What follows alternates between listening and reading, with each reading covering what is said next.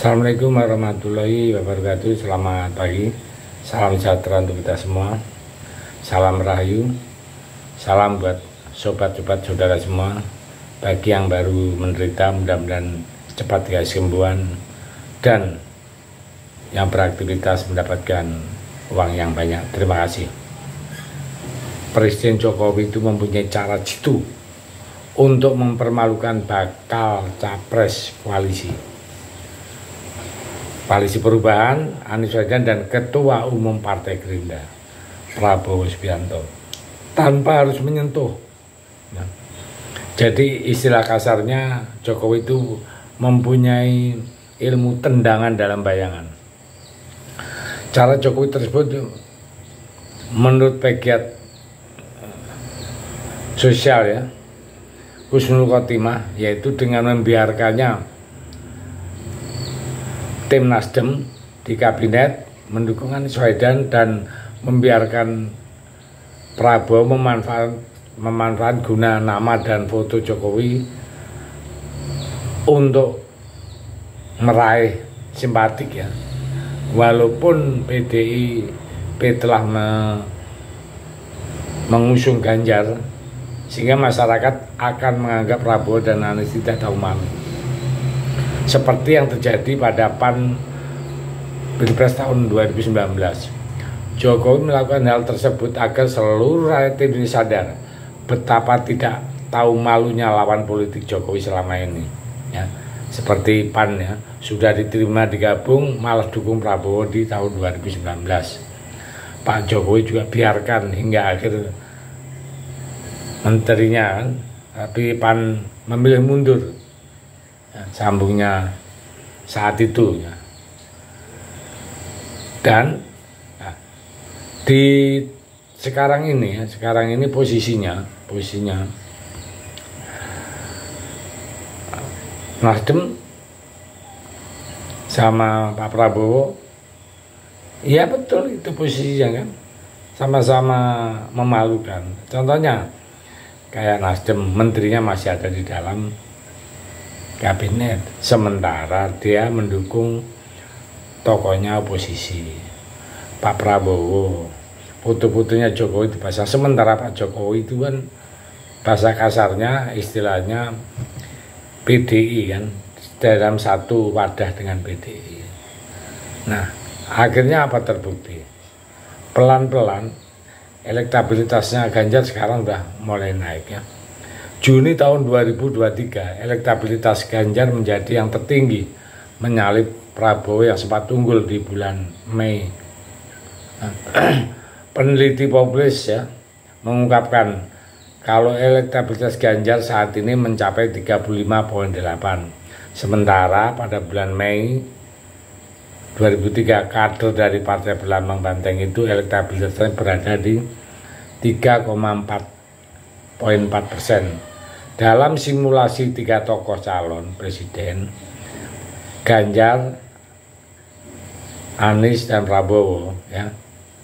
Jadi Ganjar memposisikan di teratas 35,8%, Prabowo 33,4% dan Anies 23,2%. Sedangkan yang belum memutuskan 7,3% dan yang menolak menjawab 0,3%.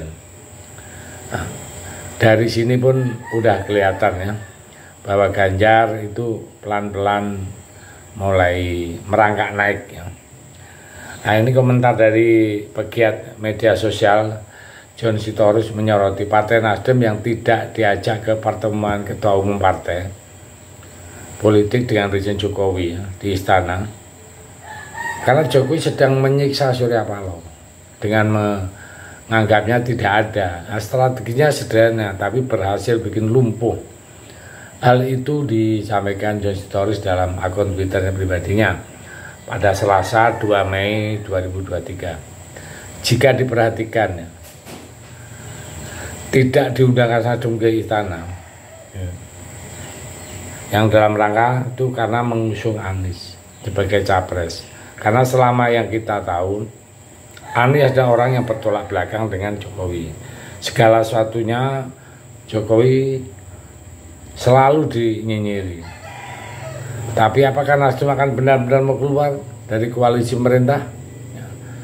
Sedangkan kualitas Partai Nasdem sangat buruk akhir ini. Bahkan capres yang diusung tidak bisa mendongkrak elektabilitasnya partainya. Terbukti ketika Anies coba dipasangkan dengan siapapun sebagai cawapresnya, hasilnya tetap mentok, gagal melewati Ganjar dan Pak Prabowo. Dengan mendeklarasikan Anies jadi capres Nasdem, seolah memposisikan diri menjadi oposisi karena Anies adalah antitesa Jokowi. Saya akuilah Nasdem kali ini sungguh mengecewakan. Mengapa selama ini partai ini dianggap nasionalis, menyatakan diri menjadi partai oposisi ternyata ya. Tempatnya Surya Paloh menjadi penguasa. Jadi Surya Paloh itu keinginan menjadi penguasa ya. Jadi kingmaker itu yang diinginkan oleh Saryo,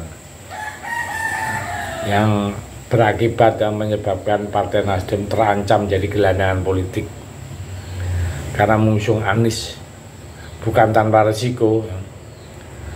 Juga partai tersebut akan mengusung politisi dekat dengan Pak Rizik kan. Itu yang masyarakat tidak lupakan seperti itu. Ya, meskipun dengan pengumuman tersebut ya, Pak Surya Paloh saat itu pede, tapi ingat, tapi itu pun tokoh-tokoh sentralnya dari Nasdem langsung keluar, ditinggalkan itu beberapa kali terbaik menterinya ya, terjerat korupsi, elektabilitas anjlok, dan daya masyarakat mulai menjauh dari Nasdem. Inilah kemudian membuat Surya Paloh mulai panik dan masih tetap merapat sama Jokowi. Dengan taktik Paloh ya, itu dia bisa mengharapkan ada kenaikan ya dengan menempel di pemerintahan, tapi justru itulah malah jadi bumerang. Kenapa? Ya itu tadi, nggak tahu malu tadi. Jadi ilmu Pak Jokowi terlepas dari ilmu kodok, ada satu lagi ilmu, yaitu tendangan dalam bayangan. Artinya Pak Jokowi diem aja, nggak menyentuh, nggak apa, musuh-musuh bertumbangan. Nah, itu kehebatan kita punya presiden, luar biasa ya. Jadi ini pelajaran berharga bagi kita semua. Kalau kita punya musuh atau apa, nggak usah terlalu emosi, pakai kepala dingin. Bagaimana solusinya? Itulah yang dijalankan oleh Pak Jokowi, pelan-pelan tapi akhirnya sekarang berbalik. Ya, saya pikir itu yang sampaikan, mudah-mudahan bermanfaat. Terima kasih.